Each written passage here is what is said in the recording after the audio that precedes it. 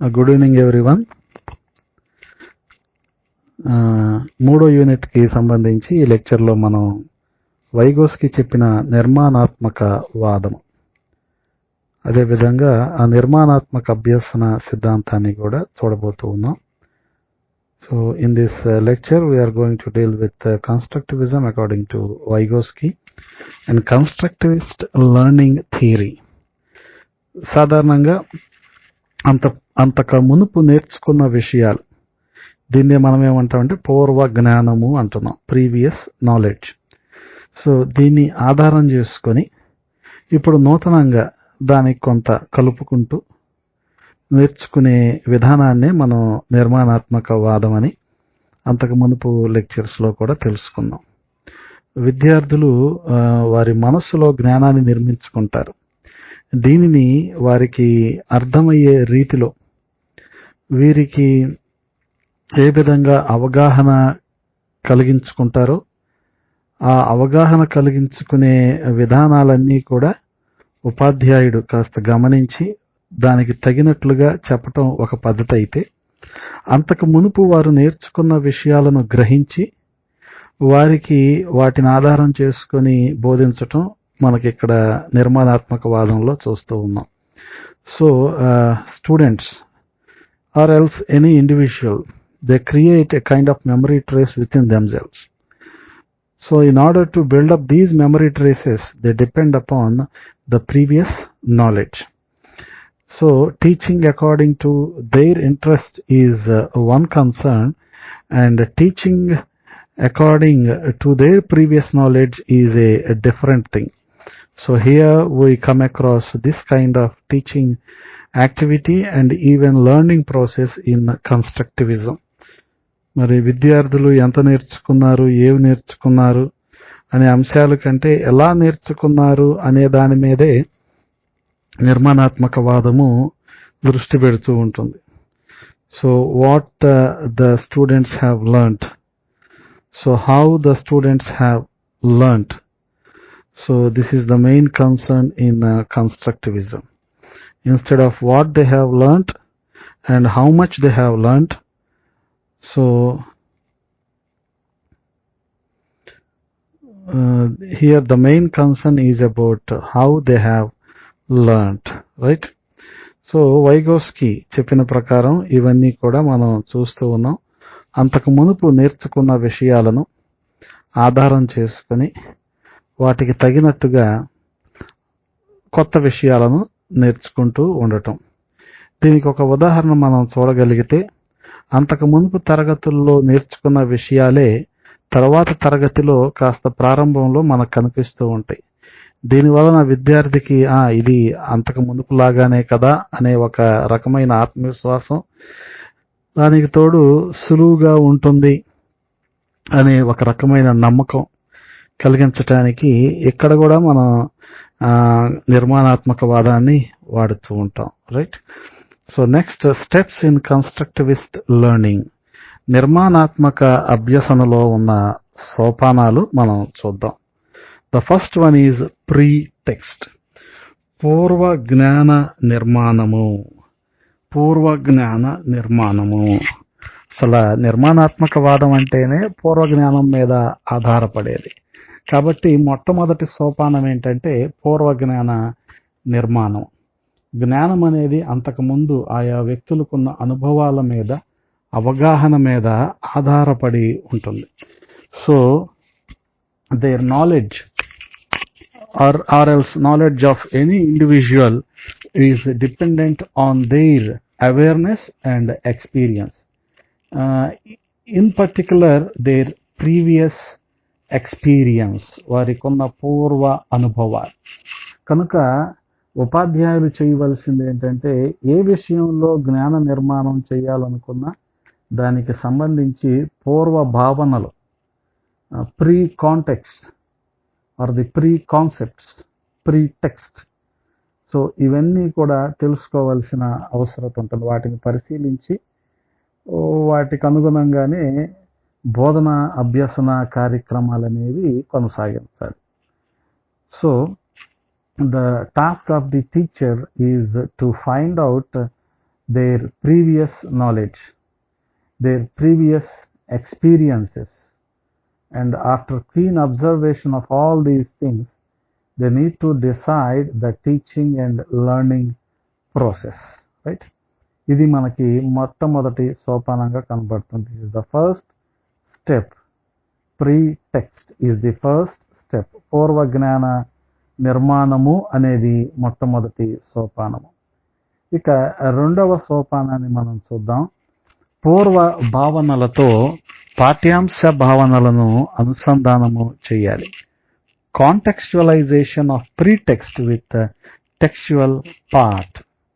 కాంటెక్స్చువలైజేషన్ సందర్భోచితంగా, సందర్భానుసారంగా పూర్వ జ్ఞానాన్ని, అంతకు మునుపు ఉన్న అనుభవాన్ని, అంటే ఇంకా చెప్పుకోవాలంటే అభ్యసన అనుభవాన్ని ప్రస్తుతం పరిస్థితులకు అనుగుణంగా వాటిని క్రోడీకరించి అనుసంధానం చేయాలి. అందుకని ఈ విషయాలు చాలా స్పష్టంగా విద్యార్థులు గమనించాలి. అభ్యసన సన్నివేశాలు నిర్మాణాత్మకంగా ఉండాలంటే పూర్వ భావనలను లేదా భావనల యొక్క పూర్వరంగాన్ని, బ్యాక్గ్రౌండ్ పూర్వరంగాన్ని పునాదులు చేసి విద్యార్థులకు అందించాల్సి ఉంటుంది. దీని ఆధారంగా పాఠ్యాంశ భావాలను నిర్మించుకునేలాగా చేయాలి. The past and the present. We need to bridge the gaps between the past and the present. Based on the past, we need to build up the present and make them to learn the new things. అందుకని ఈ విషయాలు చాలా స్పష్టంగా వారికి తెలియజేయాలి. ఇది రెండవ సోపానం. ఇక మూడవ సోపానంలోకి వచ్చేపాటికి జ్ఞానాత్మక శిక్షణ, cognitive apprenticeship. They need to get a kind of training in cognitive abilities. విద్యార్థులు జ్ఞానాన్ని నిర్మించుకోవటంలో ఉపాధ్యాయులు తమ సహకారాన్ని, సహాయాన్ని అందించాలి. So here this is a collaborative learning. ఇది ఒక రకంగా ఉపాధ్యాయులు, విద్యార్థులు కలిసి చేసే ఇదన్నమాట. కాబట్టి విద్యార్థులు ఆలోచించేలాగా ప్రోత్సహించాలి. అలాగే ఆలోచనలను క్రమబద్ధీకరించాలి. We need to give a kind of learning experience with regard to their thinking process, their reasoning process, and we need to streamline their ideologies. వారి ఆలోచనలు, వారి భావజాలాలను మనం క్రమబద్ధీకరించాలి. అందుకని ఇక్కడ జ్ఞానాత్మకమైన శిక్షణ అనేది ఇవ్వబడుతూ ఉంటుంది. అలాగే చేయాలా అంటే అలాగే చేయాలి. దాంతో పాటుగా కొన్ని సందర్భాలలో అవసరమైతే సృజనాత్మక విలువల్ని బట్టి కూడా ఆలోచిస్తూ ఉండాలి. ఇకపోతే నాలుగవ సోపానము భాగస్వామ్య అభ్యసనం, కొలాబరేటివ్ లెర్నింగ్. భాగస్వామ్య అభ్యసనము, కొలాబరేషన్. విద్యార్థులు స్వభావరీతి అనేక అంశాలలో తోటి వారితో జరిపే చర్య ప్రతిచర్యల వలన జ్ఞానాన్ని పెంపొందించుకుంటారు. ఎలాగంటే through discussions, through debates, through mutual opinions, వాళ్ళ నాలెడ్జ్ షేరింగ్, వాళ్ళకున్న అనుభవాలని పంచుకోవటం, జ్ఞానాన్ని పంచుకోవటం, వారి మధ్య జరిగే చర్చలు, చర్యలు, ప్రతిచర్యలు. సో వీటి కారణంగా వారు స్వభావరీత్యా, by nature, they develop their knowledge, they improve their knowledge about a particular thing. So here we come across collaborative learning. నాకు తెలిసిన విషయాలు నేను ఇతరులతో పంచుకోవటం, అనుగుణంగా వారికి తెలిసిన విషయాలు, ఆ భావనకు సంబంధించిన విషయాలు వారు చెప్పటం, ఈ రకంగా ఒకరినొకరు పరస్పరం ఏ మ్యూచువల్ అండర్స్టాండింగ్. సో దీని కారణంగా మనకి భాగస్వామ్య అభ్యసన అనేది జరుగుతుంది. ఇక్కడ విద్యార్థులు మాత్రమేనా అంటే భాగస్వామ్య అభ్యసనలో విద్యార్థులతో పాటు అధ్యాపకులు కూడా భాగస్వాములే. Not only collaboration between students, but collaboration between students and the teaching fraternity. right? And next, coming to the fifth step, we have multiple manifestation. బహుళ ప్రతిస్పందనలకు ఆలోచనలకు రూపాన్ని ఇవ్వటం.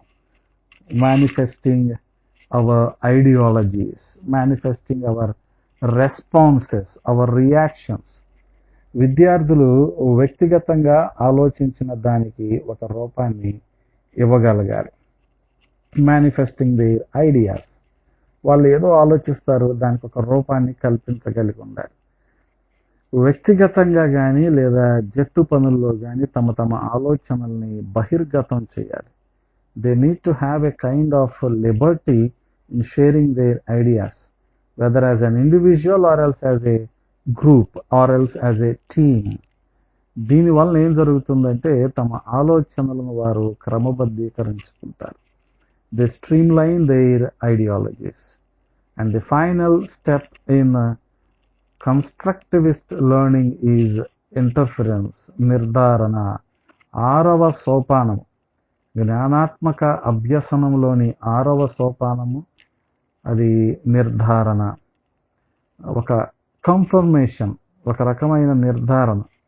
ఇతరులతో పోల్చుకున్నప్పుడు లేకపోతే ఇతరులతో పరస్పరం చర్చించినప్పుడు వాళ్ళ ఆలోచనలు వాళ్ళు వ్యక్తీకరిస్తారు, వీళ్ళ ఆలోచనలు వీళ్ళు చెప్తారు. సో ఈ కారణంగా ఒకరికొకరు పురికొల్పుకొని కొన్ని విషయాలను తెలుసుకొని వాటిని నిర్ధారించుకుంటారు. ఓకే, ఇది ఈ రకంగా ఈ విధానంలో ఇలా జరుగుతుంది అని నిర్ధారించుకుంటారు. అనుగుణంగానే మనకి బోధన అభ్యాసన ప్రక్రియ చాలా ఫలవంతంగా జరిగినట్టు మనం భావించవచ్చు. So because of this intellectual discourse, we come to a conclusion that the teaching and learning process is fruitful. కాబట్టి ఈ 6 సోపానాల ద్వారా మనం నిర్మాణాత్మక అభ్యసనం జరుగుతుంది అని నిర్మాణాత్మక వాదులందరూ, మరి ముఖ్యంగా మరి వైగోస్కి కూడా చెప్పడం జరిగింది. So by these 6 steps, constructivist learning is carried out, and moreover constructivists have approved all these things, especially Vygotsky. And next, coming to the characteristics or nature of constructivist learning, నిర్మాణాత్మక సిద్ధాంతము లేదా అభ్యసనంలోని లక్షణాలను మనం చూడబోతూ ఉన్నాం. ఈ నిర్మాణాత్మక వాదం అభ్యాసకుడిని ఒక ప్రత్యేక వ్యక్తిగా భావిస్తుంది. Each and every individual is a special one or A special category. So వాళ్ళని ప్రత్యేకంగా భావించటం కారణంగా వారి మీద మనం ప్రత్యేక శ్రద్ధ వహిస్తాం, ఇవన్నీ చేస్తూ ఉంటాం. Every learner is important in constructivism. So we consider them as important. అలాగే నేర్చుకోవటం అనేది నేర్చుకునే విద్యార్థి యొక్క బాధ్యతగా చెప్తుంది. Learning itself is a kind of responsibility. అభ్యసనం, లెర్నింగ్ జరుగుతుందంటే, ఒక విషయం నేర్చుకుంటున్నారంటే నేర్చుకోవాల్సిన బాధ్యత ఉంది అని నిర్మాణాత్మక వాదం తేల్చి చెప్తూ ఉంది. నేర్చుకోవటానికి విద్యార్థికి లభించే ప్రేరణ ఇక్కడ నిర్మాణాత్మక వాదంలో ప్రధాన పాత్రను పోషిస్తూ ఉంది. Motivation plays a vital role in constructivism. So constructivists always believe motivation is the prime reason for enhancement or enriching the skills of any individual. So బోధకుడు విద్యార్థి తనకు తాను అభ్యాసం చేసేలాగా చేస్తాడు. అంటే every teacher will felicitate the student to learn on his own. ప్రతి ఉపాధ్యాయుడు లేదా బోధకుడు కూడా విద్యార్థి తనకు తానుగా అభ్యసనం చేసేలాగా వారిని ప్రోత్సహిస్తాడు. అలాగే అభ్యసన వాతావరణం, లర్నింగ్ ఎన్వైర్మెంట్. సో ఇది కూడా మన ఆలోచనలను క్రమబద్ధీకరిస్తూ ఉంటుంది. The learning environment is very much helpful in streamlining our thought process. అలాగే అభ్యసన ప్రక్రియను వేగవంతం చేస్తుంది. It accelerates the learning process. అలాగే విద్యార్థి అభ్యసన అనుభవాల ద్వారా నూతన విషయాలను అభ్యసించేలాగా చేస్తుంది. ఇదే మనకి నిర్మాణాత్మకవాదంలో చాలా ప్రాముఖ్యమైంది. కారణం ఏంటంటే ఇక్కడ మనం ప్రతి సందర్భంలోనూ పూర్వ జ్ఞానం లేదా పూర్వ అభ్యసన అనుభవాలు, previous knowledge, previous learning experiences, దీన్నే మనం ప్రీ టెక్స్ట్ అన్నాం, పూర్వ జ్ఞానము అంటున్నాం. సో ఇది నూతన విషయాలు నేర్చుకోవటానికి, వీటి ద్వారానే నూతన విషయాలు నేర్చుకోవటానికి ఇవన్నీ కూడా దోహదం చేస్తాయి. అందుకని నిర్మాణాత్మకవాదంలో చాలా కీలకమైన అంశం ఏంటంటే పూర్వ జ్ఞానము లేదా పూర్వ అభ్యసన అనుభవము, previous knowledge, previous learning experience or past learning experiences. ఇక ఇందులోని విద్యా అంతర్భావాలు, educational implications or educational uses or insights. So ఇన్ని రకాలుగా అంటాం దీన్ని మనం. విద్యా అంతర్భావాలు, విద్యా ఉపయోగాలు, ఇన్ని రకాలుగా మనం చెప్పుకోవచ్చు. నిర్మాణాత్మక సిద్ధాంతంలోని విద్యా అంతర్భావాలు మనం చూడగలిగితే స్వీయ అవగాహనకు, స్వీయ నిర్ణయాలకు ప్రాధాన్యత ఇవ్వటం జరుగుతుంది. So self awareness and self decisions, స్వీయ నిర్ణయాలు. అలాగే విద్యార్థి తన కాళ్ళ మీద తను నిలబడి తనంతట తాను అభ్యసించగలిగే ఒక సామర్థ్యాన్ని విద్యార్థుల్లో మనకి నిర్మాణాత్మకవాదం అనేది కల్పిస్తుంది. ఎప్పుడు స్వీయ నిర్ణయాలు మనం తీసుకోగలము అంటే స్వీయ అవగాహన మనకి ఉన్నప్పుడు. So with self awareness we take self decisions, we are independent, and likewise we go for enriched learning process. అలాగే ఉపాధ్యాయుడు నూతన జ్ఞానాన్ని, నైపుణ్యాలను పెంపొందించేందుకు తోడ్పడుతుంది. So here teacher also felicitates to learn new things or acquiring new skills. So teacher as a felicitator, ఉపాధ్యాయుడు వీటిని సంపాదించుకోవటం లేకపోతే ఇటువంటి జ్ఞానాన్ని పెంపొందించుకోవటంలో తోడ్పడతాడు, అదేవిధంగా దోహదం చేస్తాడు. అలాగే అభ్యసన వాతావరణం పరస్పర చర్యలను ఆధారంగా చేసుకొని వాటికి అనుగుణంగానే అభ్యసన జరుగుతూ ఉంటుంది. So here learning process is carried out as a mutual response with the learning environment. అలాగే విద్యార్థి ప్రత్యక్ష అవగాహనను పెంపొందించుకోవటంలో నిర్మాణాత్మకవాదం అనేది తోడ్పడుతూ ఉంటుంది. సో ప్రత్యక్ష అనుభవాలు, మనకి పరోక్ష అనుభవాల కన్నా ప్రత్యక్ష అనుభవాలు, లైవ్ ఎక్స్పీరియన్సెస్. సో వీటి కారణంగా విద్యార్థి నేర్చుకునే అవకాశాలు ఇంకా ఎక్కువగా ఉంటాయి. ఇంకొకటి విద్యార్థిలో ఏకాగ్రతను, విద్యార్థిలో నేర్చుకునే విధానం పట్ల ధ్యాసను క్రమబద్ధీకరించడంలో కూడా నిర్మాణాత్మక వాదం అనేది ఎంతగానో ఉపయోగపడుతుంది. రైట్, ఇవన్నీ కూడా మనకి నిర్మాణాత్మక సిద్ధాంతంలోని విద్యా అంతర్భావాలు. ఇక నిర్మాణాత్మక సిద్ధాంతం యొక్క పరిమితులు, లిమిటేషన్స్, అంటే ఒక రకంగా కొన్ని లోపాలని మనం అనుకోవచ్చు. పరిమితులు, లిమిటేషన్స్ ఏంటంటే ఇక్కడ అభ్యసన పరిసరాన్ని రకరకాలుగా చూసేందుకు అవకాశం ఉంటుంది. అంటే విద్యార్థి తనంతట తాను నేర్చుకోవటానికి మనం ఇక్కడ ప్రాధాన్యత ఇస్తున్నాం గనక ఒక్కొక్కరు ఒక్కొక్క రీతిలో ఆలోచించి వారి పర్సెప్షన్ అంటే వాళ్ళు గ్రహించే శక్తిని బట్టి, వారు గ్రహించే సామర్థ్యాన్ని బట్టి ఒక్కొక్క విషయాన్ని ఒక్కొక్క రకంగా తీసుకుంటారు. కాబట్టి అది కొంత మన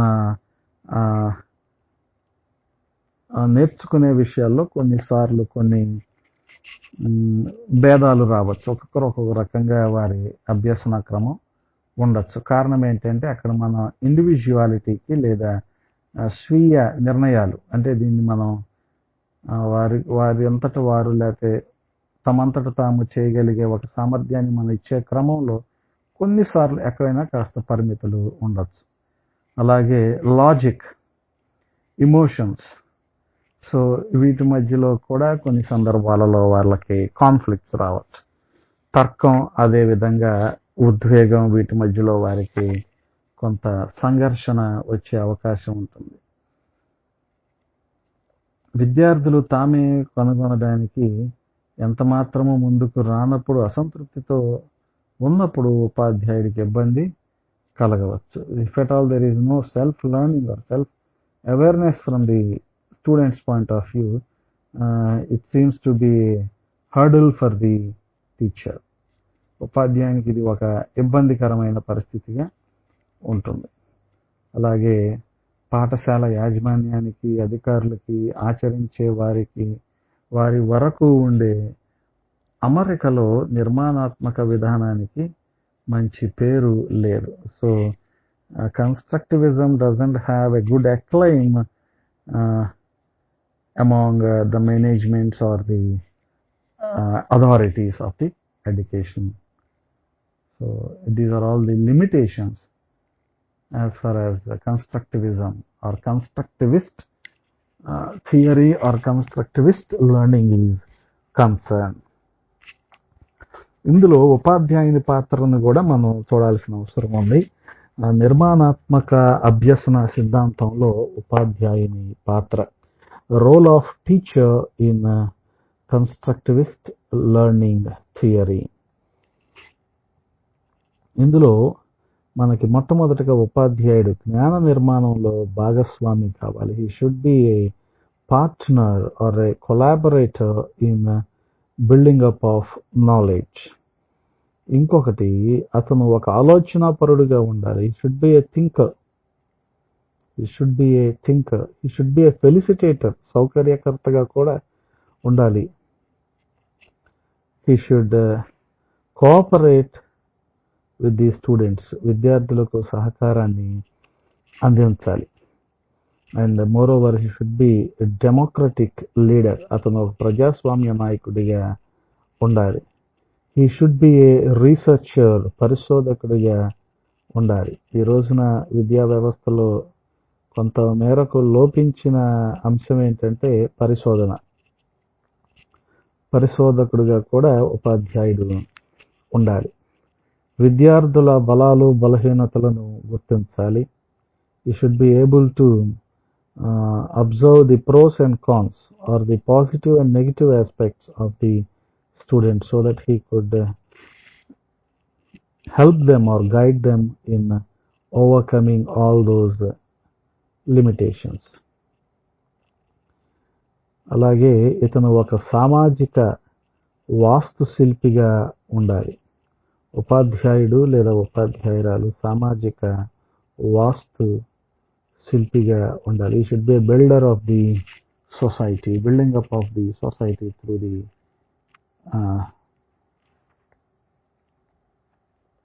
టీచింగ్ అండ్ లెర్నింగ్ ప్రాసెస్. ఇక వైగోస్కి చెప్పిన అభ్యసన సిద్ధాంతాన్ని మనం చూడగలిగితే ఇందులో మనకి ప్రాముఖ్యంగా అంతకు మునుపు చెప్పిన ఎస్ అండ్ ఆర్ థియరీస్ లాగానే, అంటే ఉద్దీపన, ప్రతిస్పందన, స్టిములస్ అండ్ రెస్పాన్స్ లాగానే కాస్త మార్పు చేర్పులతో ఇక్కడ మనకి కొన్ని విధానాలలో ఈ అభ్యసన సిద్ధాంతం మనకి కనబడుతూ ఉంది. వైగోస్కి ప్రకారం అభ్యసన అనేది ఇతరుల దృష్టిలో శిశువు తన అంతర్గత ప్రపంచంలో జ్ఞానాన్ని నిర్మించుకుంటాడు. So as far as Vygotsky is concerned, learning is building up of knowledge or procuring or accumulating knowledge within himself, right? ఈ రకంగా మనకి వైగోస్కి యొక్క నిర్మాణాత్మక వాదాన్ని మనం చూడొచ్చు. అలాగే నిర్మాణాత్మక వాదానికి పునాది వేసిన సిద్ధాంతాలలో వైగోస్కి చెప్పిన సిద్ధాంతం ముఖ్యమైనదిగా మనం చెప్పుకోవచ్చు. మరి ప్రాముఖ్యంగా రష్యా విప్లవం జరిగిన సమయంలో వైగోస్కి మరి సాంఘిక వికాస సిద్ధాంతాలు ఇవన్నీ కూడా 1962లో రూపొందించబడిన ప్రచురణలో మనం చూస్తూ ఉన్నాం. So Constructivism has laid its foundation on the theories of Vygotsky, especially at the time of Russian Revolution, and even the social developmental theories formulated by Vygotsky in the year 1962. వైగోస్కి సిద్ధాంతము 3 అంశాల గురించి చెప్పటం జరిగింది. అవి సాంఘిక ప్రతిచర్య, ఇతరులకు ఎక్కువ జ్ఞానం, అలాగే సమీపస్థ వికాస కేంద్రం. సాంఘిక ప్రతిచర్య, సోషల్ ఇంటరాక్షన్, అలాగే ఇతరులకు ఎక్కువ జ్ఞానం, మోర్ నాలెడ్జబుల్ అదర్, అలాగే సమీపస్థ వికాస కేంద్రము, zone of proximal development. So coming to social interaction, సాధారణంగా వ్యక్తి సంఘజీవి గనుక వీళ్ళు సమాజంతో వీరికి ఉండే అనుబంధం, వాటి వల్ల కలిగే అనుభవాలు, ఇవన్నీ కూడా వ్యక్తిలో ఒక వికాసానికి అది దారితీస్తూ ఉంటుంది. So since man is a gregarious animal, his interactions or his experiences with the society will create a kind of development within himself. So that is the social interaction. అది మొదటిగా సాంఘిక స్థాయిలో, తర్వాత వ్యక్తిగత స్థాయిలో, ఆ తర్వాత వ్యక్తి అంతర మరియు వ్యక్తి బహిర్గత స్థాయిలో కనబడుతూ ఉంటాయి, right? So this kind of interaction will start with the society, later at his personal level, that means from the social level, next with the personal level, and later on with the interpersonal and thereafter intrapersonal levels. And the second kind of or the second aspect in Vygotsky's theory is more knowledgeable other. వైగోస్కి చెప్పిన సిద్ధాంతంలో రెండవ అంశం ఏంటంటే ఇతరులకు ఎక్కువ జ్ఞానము, more knowledgeable other. అనగా అభ్యాసకుని కంటే ఒక భావన లేదా ప్రక్రియ లేదా కృత్యము మీద ఇతరులకు ఎక్కువ సామర్థ్యము లేదా అవగాహన ఉన్నట్లు లెక్క. ఈ విధానం కారణంగా సాధారణంగా ఉపాధ్యాయుడు లేదా శిక్షకుడు వయసు రీత్యా లేదా అనుభవం రీత్యా పెద్దవాడు గనుక మరి విద్యార్థుల కన్నా కాస్త ఎక్కువగా జ్ఞానం కలిగిన వాడిగా మనం భావించవచ్చు. కాబట్టి ఈ నమ్మకం లేకపోతే ఈ ఆత్మవిశ్వాసం కారణంగా కూడా అభ్యసన ప్రక్రియ అనేది చాలా సులువుగా కొనసాగుతూ ఉంటుంది, చాలా మెరుగ్గా కొనసాగుతూ ఉంటుంది. So more knowledgeable other. When compared with a student, the teacher is always knowledgeable, maybe because of his age or his experience. With this confidence, we learn many things, and this helps us for better learning process.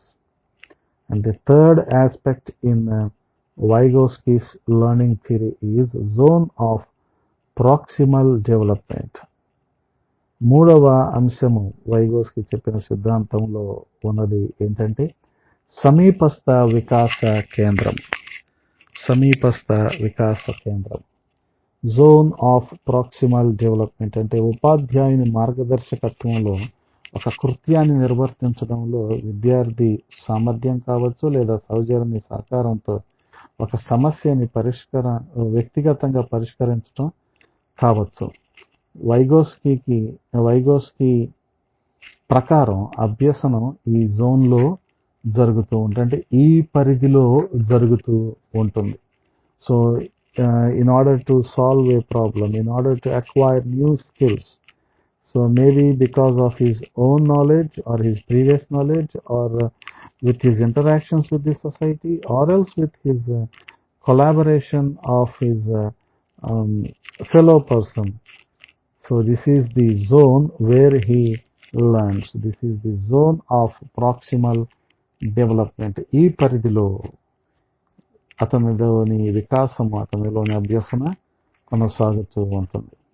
ఇక వైగోస్కి చెప్పిన సిద్ధాంతంలోని విద్యా అన్వయాలు, educational implications మనం చూడగలిగితే, అభ్యసన పరిస్థితుల్లో విద్యార్థి అభ్యసనంలో చురుకైన పాత్రను పోషిస్తాడు. అభ్యసన పరిస్థితుల్లో, so learning situations, so he is very active in his learning process, in the learning situations. విద్యార్థుల్లో నిర్మాణాత్మక అభ్యసనం జరగటానికి ఉపాధ్యాయుడు విద్యార్థులకు సహాయకారిగా ఉండాలి. In the constructivist learning, teacher should be a guide, a felicitator, a collaborator to the students. అలాగే అభ్యసనం ఉపాధ్యాయులు విద్యార్థుల మధ్య జరిగే ఒక పరస్పర చర్యగా వైగోస్కి సిద్ధాంతం వర్ణిస్తుంది. So learning is an interaction between students and teachers. So this is all about Vygotsky's theory of learning.